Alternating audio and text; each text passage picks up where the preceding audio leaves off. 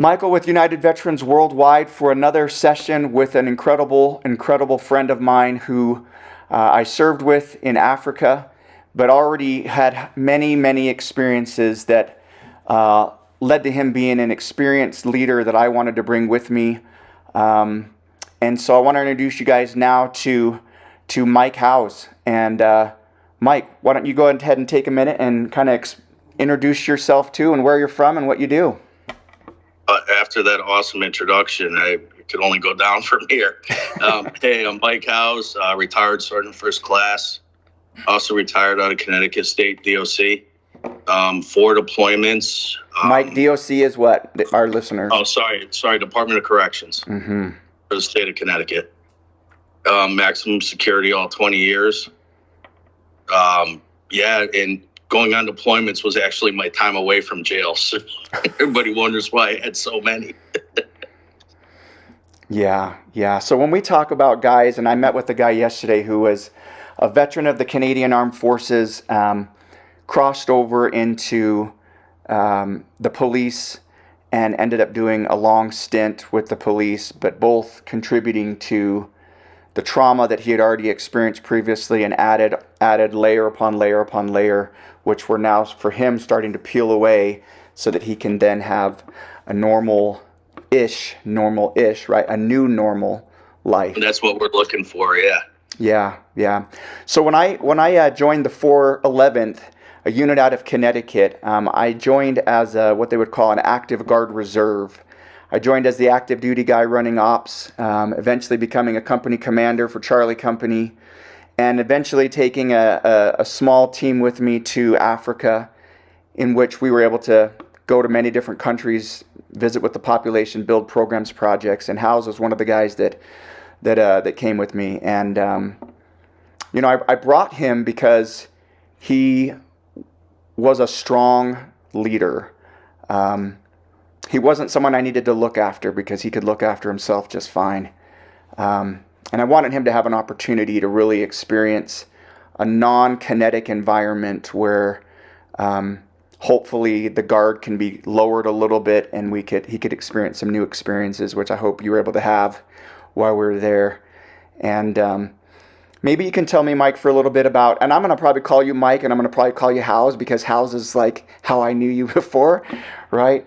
Oh, good, sir. I answer all of it. Yeah. Maybe you can start back to maybe why you joined the military in the beginning. Looking back, and I didn't join right out of high school. I was 22 when I joined. Looking back, it was I wanted to serve. Grandfather Howes was in World War II. I just wanted to do something for this great country. And very patriotic, so I raised my right hand. And I remember getting down to basic training, and drill sergeant, like one of the first days we're there, why'd you all join? And a lot of people were saying college money, this, that. I was looking for a new adventure. College wasn't working for me. I like to shoot. Hey, let's give this a whirl. You taught me how to shoot the pistol. Yeah. So. There's been quite a few that I see throughout the years that come back to me and go, hey, you're the one who taught me how to shoot. And, I take more pride in that because, just the way I ran ranges, it wasn't to run a range to run a range. It was, hey, this is a crucial skill. Yeah. Shoot, move, communicate. You got to shoot. Yeah. And be proficient. I know I'm preaching to the choir on that one. It's just like I wanted to do something that not everybody was doing, and basic felt the need to serve. Yeah, and I'm glad you said that, Mike, because from my experience, knowing you previously and reconnecting now after, how many years has it been? Well, we're in Africa 12, 13, so 10, 11 years. 11 years, yeah, that's crazy. But I knew you to be a combat veteran who had experienced things that I had not experienced to the degree. And I really wanted to bring you on today to share some of those experiences. Can you talk me through your your early deployment, we're talking like, I think you mentioned 2003, 2004. Kosovo in 2000 was my first one. Oh, was it? Tell me about Kosovo for a minute. Kosovo was interesting. As far as my first deployment goes, yeah, it kind of got a little spoiled, I guess, after Iraq 03, 04. It kind of put me in, wow. But no, Kosovo was interesting. I got to learn how to do. I've only been in the job as a reservist in the military for maybe a year at this point in time. Mm-hmm. Never got to see practical until, that deployment. And the units combined with our sister company, the 443rd, out of Warwick, Rhode Island, and I was the only 411th guy on a 443rd team. So I'm kind of feeling like I got pushed away a little bit. No, best thing that could have happened. My team leader was spot on in triple tabber, tower power, airborne ranger, special forces. I shut up and listened and just watched and learned from this man. Awesome. I couldn't have had a better first experience. There's also one of the strongest man in Kosovo competition because him being, the tower of power, he didn't care what we did. Yeah. As long as we were working out. Mm-hmm. All right, cool. So that mean I had to lift heavy things and put them down. I still love doing that. Yeah. When I can, I do. No, but we actually got shot at, and it was in Serbian village that we brought two Albanians into, which I had nothing to do with this mission at all other than drive. All of a sudden we stopped at this area and shots got fired. It was the first time I heard that crack. Yeah. And we all wondered what we're going to do at that point in time. Mm-hmm. I followed my team leader because he ran up the hill by himself. And I'm like, oh no. And we found out why it wasn't aim shots at us, but just the general idea. But you don't know that at the time until you find out afterwards. So that was kind of like my first pucker moment. Like, it's real. Yeah. I never forgot how that felt. And that led up to pushing myself and others when it came to terms of that harder. Yeah.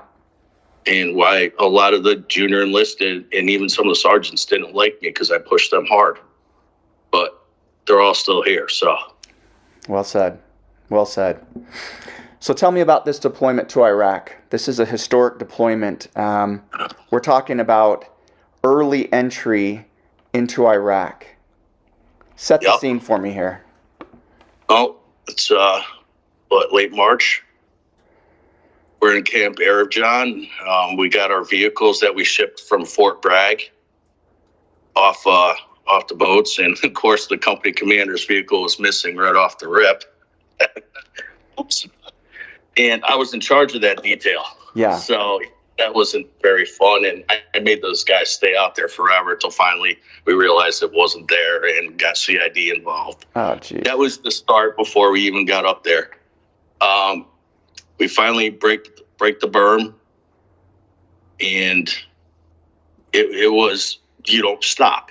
The convoy breaks apart, figure it the heck out, and which to me was baffling because nobody left behind. On our convoy up, we passed this vehicle, one Humvee with a private and a PFC in it. We stopped our convoy, even though we said we weren't. And yeah, I got on it. It was like, we're not leaving these kids here. 2 kids, maybe 20 at the most. Yeah. No, we had them. We dropped them off at an MP station. But just seeing that was like, made me think, if that was me, I will go to jail. Yeah. Like, if I make it out of this alive, there's going to be issues. That was like the only main thing that we had on the way up. We caught up with, we went up with the second ACR. One of the first ones. We're going about a day and a half, maybe 3 hours sleep as we're trying to get up to Baghdad. And vehicle in front of me, not going to say, whose vehicle it was, but they had a Mark 19 on front. And I start seeing the Dad bod. Which happens. You're in a Humvee for a long period of time. You are going to see that. Yeah. And I was a gunner too. There's times, but we'll sleep when we get inside the wire. Yep. So basically, make a long story short, he fell asleep, nodded. All of a sudden, foomp, foomp, foomp, out of that Mark 19. Fortunately enough, it was at a different face in a different direction. You start seeing splash downs. Oh, no. Mm-hmm. Finger was in the trigger well when he was falling asleep. No, the butterfly. Oh. Yep. Put the weapon on safe. Come on. Yeah. There's things to do to alleviate that, but right. I digress. I wasn't my soldier. We get up there, and it was basically nobody wanted us being reservists. When I told the second ACR we're going to get with the third ID, which I'm very happy we went that route. And they're out of Georgia, right? Fort Stewart, yeah. Yep. And they were actually over there with, I think, 3rd MEU. I could be wrong on the MEU. Doing a training exercise in Kuwait Desert. That's why they were the first ones up there. Gotcha. So we caught up to them shortly after the airport on what is now or was known as Rustamaya. It was Mule Skinner, Cotton Baler, which was the 3rd ID, 3-7 Infantry, and then the 2nd ACR, which was the Mule Skinners, took it over. So basically it was Mule Skinner longer than it was anything I knew. We had some, there was no wire. It was basically, I remember getting like the 3rd or 4th night there, getting chased by a camel spider. I was like, man. How big was it? Because when I got there in 08, 09, those spiders were really small at that point. I want to tell you this, sir. I don't know. Thing chased me, screeched a little bit because it was night. I ran back to the room and pissed off the rooftop. Yeah. So. Yeah. Yeah, they're big. I don't mess with wildlife. Yep. Especially that thing. Right. From there, 3rd ID really took care of us. We started running missions. We didn't have any plates crossing the border for our body armor. Well, we ended up with plates, but unfortunately, they were no longer needed by the original issue. But we ended up getting our plates, which, it's if it's your time, doesn't matter if you have a plate on or not. But it gives you that peace of mind of like, ooh, I got this. Yep. I remember one day another soldier and I were shaving, and there was no running water. And this is initial. And we're shaving using the mirror in the Humvee. So there's a cache going off, a weapons cache, and all these mortar rounds and everything else. And I'll never forget the first sergeant for the 3rd ID. It was freaking hilarious. He's driving around with that southern drawl. It's like, guys, get your Kevlars on. Get your Kevlars on. And it was funny because he was all sitting, and he backs out of his space going, God damn CA guys. Yeah. It's just like, what? It's, 200 meters that way. We're good. We got our Kevlars on and proceeded to go from there. Yeah. Just say it wasn't all bad as point of that story. Mm-hmm. It was just like the bottle of water a day. That sucked, especially when you have a 1.5 liter bottle and you're trying to sleep and you wake up in a pool of sweat and there's like this much left in that water bottle.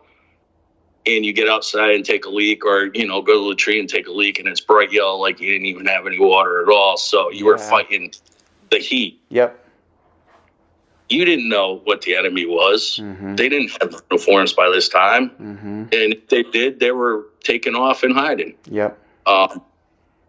We were fortunately enough, 03, 04 didn't have the roadside bombs that became prevalent in 05, 06. Yep. But they were still out there. So we did have to be mindful of that, even though when those Humvees that weren't armored. What would you have done? Yeah. Yeah. It was like the canvas top. Yeah. And like, really? But fortunately enough, they ended up, my second tour of Iraq, we're all armored. Mm-hmm. It just like, okay, we got hit. It was probably like 3 or 4 weeks in. A couple mortar rounds came in. And there was like an apartment complex next to, the base, Mule Skinner. The S3 the ops guy decides, because one of them hit his talk, that he was going to level that building. Mm. So one of my first jobs in country was to go evict everybody. Nobody actually lived there. They were all squatting anyhow. Yeah. But I literally, hey, we're destroying this building tomorrow at 8 a.m. If you're not out by 1800 tonight, yeah, it's been fair warning. So, and sure shit, 8:08 the next morning, boom, yep. leveled the We building. didn't receive any mortar fire from that area anymore. It's funny how that works. Yeah. Take me to the embassy. Take me to the location. Oh, you just want to jump right to that, huh? Yeah, All right. I wanna get to the part where it's it not only made news, it made history in a negative way. Well, I remember that because right before that, they had changed ROE and, how rules of engagement and how we were supposed to travel outside of the wire, where they needed you needed 2 cruisers. Fortunately enough, I know a SAW is not a cruiser, but those counted. So I was, when we first left, we only had 2 SAWs, and I was one of the SAW gunners. Mm-hmm. This is important lead up to the story. Yeah. So I didn't have a mission that day, so another team did, so they grabbed my SAW. We joked around with each other quite a bit. Mm-hmm. And so they thought it'd be funny to return my SAW with the first 6 rounds turned over to the opposite direction. All you had to do was unclip it and clip it back. But it was just like, all right, here it is. We got a mission. We got to drop off reports to the 2nd ACR, RTAC, or TOC. I can't remember now the exact term of it. Yeah. So we had to get a report. We're getting ready to go. And so I'm down in my room. I got my body armor on. My Kevlar is on my bunk. I'm on one knee by my bunk trying to manipulate the rounds or the magazine clip. No, I'm not even saying this right. The belt. The belt. Back on. Yeah. Mm-hmm. Yeah, belt. So it's like as soon as I got it clicked in the right direction, I got it back, ready to go. I hear the loudest noise I ever heard in my life. The sky turned a color orange that I've never seen before. My window, because I was down on one knee, and I went against everything we were ever taught, and I looked up because I was just shocked, like, heck. My window started bowing out. Now, I'm in probably by an 8x10 room with another Joe. He wasn't there that day. He had just moved out of camp. So I was like, ooh, I get a room to myself. You guys not in the military don't understand how huge that is. Yeah. So, especially being on deployment anyway. And my door slammed and that window just came back at me. And I did the one thing that the first sergeants say don't ever do is wear your sunglasses on your head. That saved my head from getting cut up so much more. I already took glass to the head. But as soon as that window came in and imploded and all that glass came in my direction, I literally, I was able to get down enough where the sunglasses took the brunt of my head, fortunately enough. And so what do? I grab my SAW once I get up, grab my helmet, go up in my fighting position. Yeah. And I don't remember this. What I said, I remember seeing our commander in the hallway with his M9 in the air, and me running past him to get to my fighting position. And he says to me, he goes, Sergeant Hauser, you okay? And young and dumb and bravado, they ain't found a way to kill me yet, sir. Yeah. And went up, continued on to my fighting position. Yeah.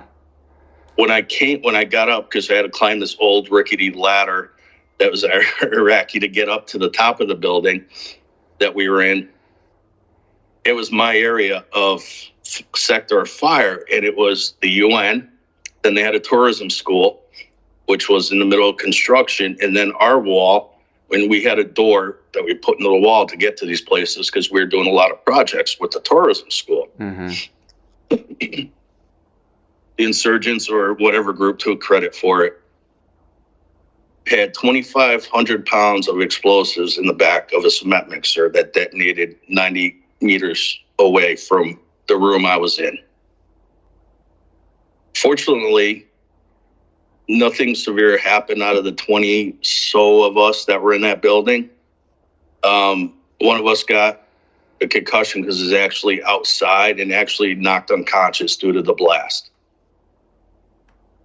We were fortunate because I called in. As soon as I got up there, my mouth was agape. There was a crater in the ground. Parts of engines smoking on the roof next to me. I told you I'm 90 meters away. Yeah. It just like still smoldering from this explosion. And one of the other NCOs comes up because he was, had one of the corners of the top of the building. He looks over and goes, "How's?" I go, "I'm up." He goes, "No, you're bleeding." Bleeding? How am I bleeding?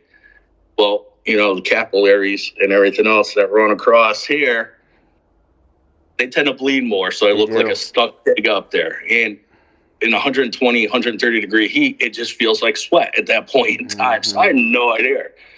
I take off my helmet. I get underneath the thing. I take off my helmet. And I rub my gloved hand across my head. And that tan glove came back, brown. I'm like, that's not good. Yeah. So I quickly, did a little bit of assessment, just realized it was those small cuts and kept it moving. I kept calling for relief as I started seeing people going to help out. Finally, somebody came to relieve me on the gun. And I went over with water, med bags, and whatever else was needed at the time. As I'm running through the gate to get there, the first ID had already set up recording, so you didn't have to worry about a follow-on attack at that point in time. Well, if we did, you'd have time to recover. So I didn't realize it at the time. I don't know whether it was adrenaline or just blinders or what it was, but as I'm running by, I'm seeing body parts. Half of an arm, from the elbow down, a foot, another hand. And it didn't hit me till after I see those plane suiters walking with bags with cellophane and stuff just sticking out of it. And that's what it was fucking body parts. Holy shit, that was body parts. Wow. Yeah. I've seen dead people there before. Yeah. But it never like a part of a body. Yeah. And I don't know why that was so much tougher for me. And that also leads up to my recurring dream, but that's for another time. We ended up getting relieved after about 6 hours. And we went back to where we were staying. And it was just, we had one room that still had AC, so all of us kind of went in there as a flight simulator building, so there's plenty of room in there for all our cots. And I just remember, like, the AAR, after action review, it was, like, sitting there like, those are fucking body parts. That's the only thing I couldn't get out of my head. Not the explosion, not the crater, not anything else. And I didn't get into that hole with others that I could imagine what he was going through at that time. Right. I had my own stuff going on, right. Like one of the first ones I seen, I started dinging around. It was basically part of an arm. Yeah. And I keep it moving. Yeah. Well, Mike, that I can't relate to that level of destruction up close and personal. I definitely saw my share of casualties and IED related. Oh, yeah, that was a big VBAD. Yeah. And that's that's pretty horrific. And but in a combat mind state, it's not like those things bother us as much right at that moment. But because our adrenaline's up, our fight or flight is on, and we're only at fight, it's not until later that experiences like that come back up through our body into our subconscious mind and start pickaxing the back of our head and saying, do you realize what you saw? Do you realize what was happening?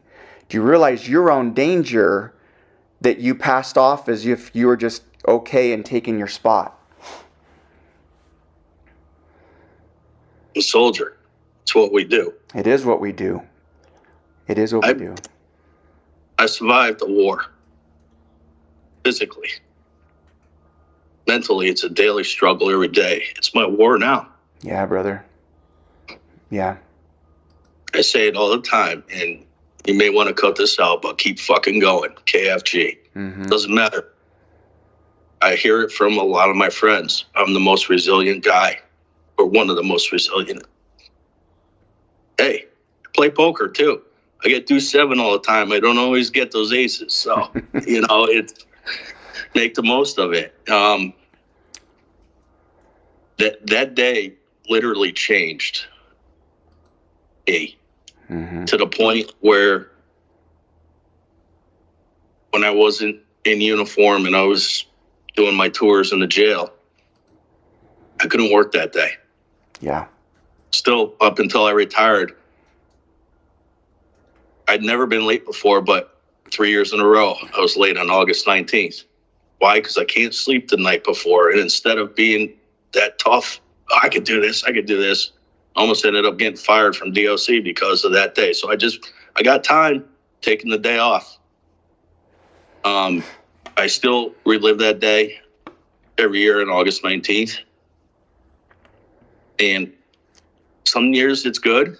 I got friends that reach out to me on that day, knowing the time frame and know what it means to me. Yeah. So I gotta have them. They weren't there, but they understand. They got their own demons that they're dealing with. Yep. Yeah, I thought it was coincidental or inspired. You decide. The day I reached back out to you after so many years was that day. It was right around that time frame, yes. And I was like, I think it was the day afterward, but still, it was right around that time frame. And it was just like, this was meant to be. Yeah. I need to tell this story. I need to get it out there. Yeah. I've been thinking about that for a while, but I just haven't had an avenue to.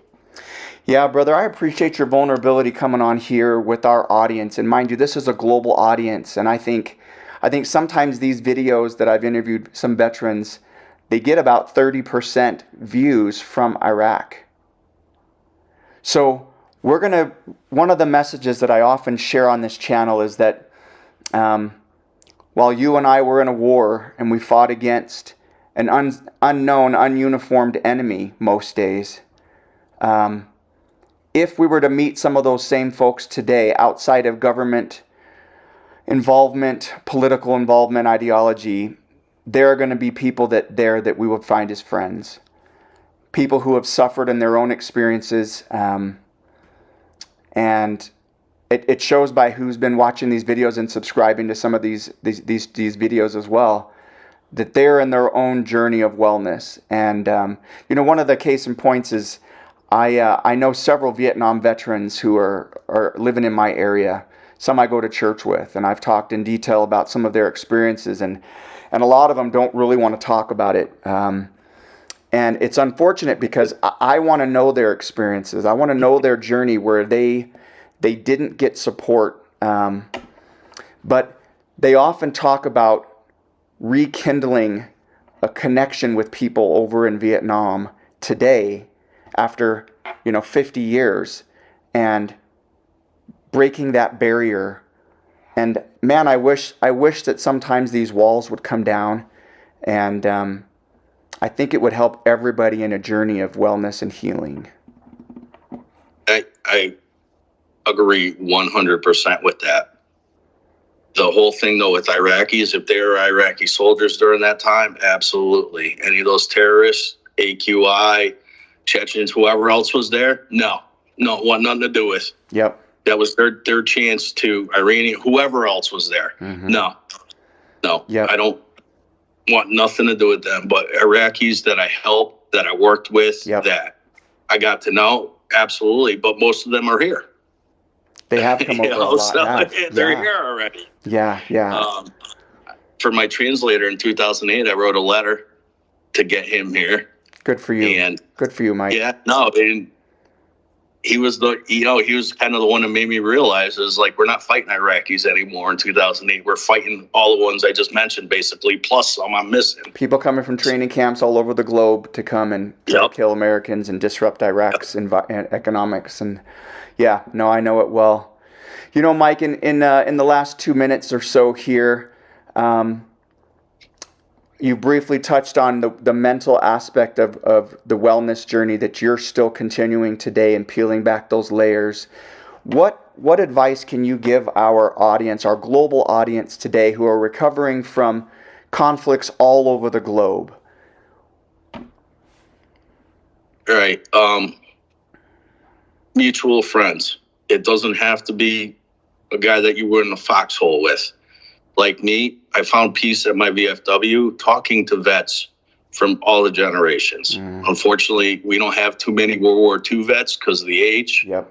Anymore, we still have two that are members, and when they come in, I just like their company. Yeah. The Vietnam guys, they tend to open up to me because I will listen, and the ones that have seen my record are like, "Holy shit, you were a reservist and did all, yeah, and had a life." Yeah. Being alone in the woods is huge to me. And I never carry because I'm always coming back. My dog's with me. Yeah. And I know not a lot of cultures agree with dogs, but he has been the rock for me. Mm-hmm. Just find something you enjoy, because it really started to hit after I retired out of corrections and I wasn't busy anymore. Yes. To keep my mind occupied. And, you know, everyone's like, find a job. I can't work with people. Living how I lived in those areas, defending the freedom, they come and so I don't know if TBI, PTSD, the combination, but I'm unemployable as far as dealing with civilians goes. Yeah. Well, you know, Mike, what I appreciate about you, and I always have, is you were a good sergeant in our unit. You took care of everyone else. You made sure that they were squared away. And again, like I said, you taught me how to shoot the pistol. In infantry, I was very proficient with the M4, very proficient. But they didn't really teach us a lot about handguns. And the first time I was like doing some handgun training, you're like, nope. Let's get this straightened out and corrected. And I'll never forget you giving me that training and getting me up to speed so that I could be accurate. And Mike, I appreciate your time today, brother. There will come a time when we'll have you back on this channel and sharing some more things that you're doing. But you mentioned a key part here in the end, and I'll talk to the rest of the group and the audience here, is that when we talk about finding connections, which Mike mentioned, connections are part of that healing journey. We cannot do it alone. We need to identify with each other, find camaraderie, reach out, tell our story, and begin that process of healing. And that can come through physical, nutrition, discussion, connection. There's a lot of ways. Hobbies. Find your source so that you can start your journey. And again, Mike, thanks very much for your time today, brother. I much appreciate it. Absolutely, Mike. It was great catching up. Thanks, brother.